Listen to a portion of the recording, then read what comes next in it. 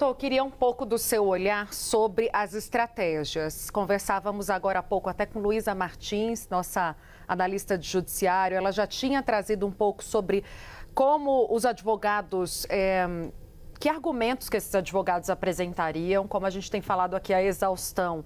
Todos eles com um foco muito grande na delação do Mauro Cid, tentando desqualificá-la, e em outros pontos, a exemplo do que eles chamam de cerceamento da defesa, do tempo que foi curto para análise de todo o material, que é muito extenso. A gente viu quase todos eles trazendo esses elementos para tentar convencer a corte de que algumas lacunas não foram fechadas e eles não tiveram acesso integral ou um direito integral à defesa desses réus. Esses argumentos, doutor, a gente está vendo que a defesa, as defesas têm atuado não para absolver, mas para atenuar as penas, né? Para tentar diminuir um pouco ali a pena, o resultado que muitos deles já julgam que serão negativos a esses réus. Como que esses argumentos que já estão sabidos, ou se é que esses argumentos que já são sabidos, podem trazer uma reflexão sobre a corte? Eles são capazes de fazer essa reflexão? A minha pergunta é essa, esses argumentos que já são debatidos já há algum tempo? Tainá, a sua pergunta, na verdade, ela trata de dois aspectos que são igualmente importantes. Com relação ao seu questionamento sobre o tempo e outros questionamentos, quando a defesa questiona isso, ela não está levando em conta uma motivação de diminuição de pena. Ela está dizendo que houve um cessamento de defesa e, por haver um cessamento de defesa, a hipótese seria de uma anulação do processo. Porque não se pode chegar a um bom termo. E, por incrível que pareça, nós estamos tentando defender o Estado Democrático de Direito quando as regras do processo penal não são observadas. Então, esse é um ponto que eu também espero que a Suprema Corte enfrente com muita seriedade. É uma tônica que, aliás, é muito cara a mim mesmo, do ponto de vista acadêmico, que é a paridade de armas, que é o nível de conhecimento dos fatos, que é dado a quem acusa e a quem é acusado de alguma coisa. Vou resumir isso aqui muito para você, Tainá.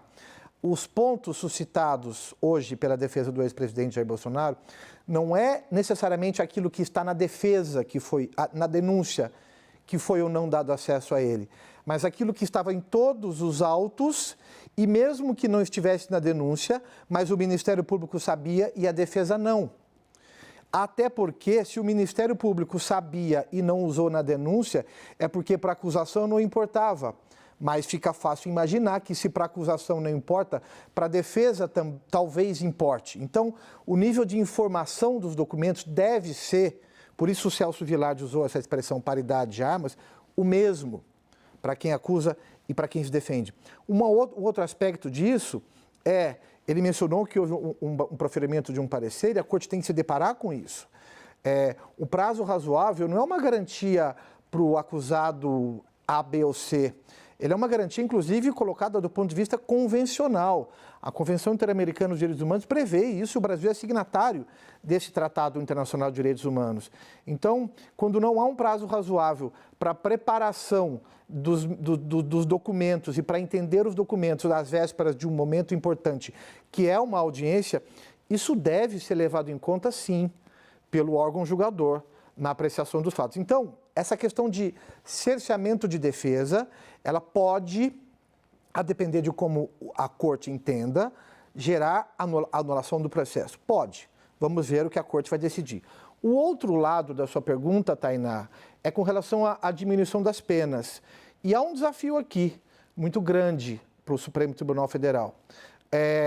Nós estamos tratando substancialmente desses dois graves crimes, cuja materialidade, ao que parece, se configurou, mas nós estamos tratando desses dois graves crimes, que um é a abolição violenta do Estado Democrático de Direito e o outro é o golpe de Estado. Nós estamos falando muito do golpe de Estado, mas a convivência desses dois crimes, ela é uma convivência bastante tormentosa. A corte já apreciou isso nas tantas 600 condenações em que ela aplicou essas penas cumulativamente. Mas esse debate foi trazido pelos advogados no sentido de É um crime só, um crime absorve o outro crime, os dois crimes podem coincidir no mesmo tempo e por isso esse debate se espera que a Corte se debruce com todo cuidado, porque é verdade, a acusação fala de momentos distintos, desde 2021 até o 8 de janeiro. As defesas, grosso modo, tentam jogar o entendimento dos julgadores para o ato de 8 de janeiro por conta da conflagração ali, segundo a ótica defensiva, de violências e ameaças. Mas aí vem a acusação também descrevendo pormenorizadamente os atos, as ameaças, os discursos ameaçando, os discursos de ultimato, de descumprimento de decisões que foram se sucedendo ano a ano. Esse é um debate dos mais sérios, porque sobre isso, se a Corte verificar que subsiste as duas figuras, ela não vai ter um problema diante do que ela já julgou. Mas se a Corte verificar que haverá uma só das duas figuras, ou eventualmente um concurso entre elas menos gravoso do que o que ela já julgou nas 600 e tantas ações penais em que houve condenação, ela, espera-se, terá que ter a grandeza de abrir as portas para eventuais habeas corpus e revisões criminais de tantas pessoas que já foram condenadas, entendendo que estavam presentes esses dois crimes. Então, são debates que são, hoje, da espinha dorsal do Estado brasileiro, da espinha dorsal.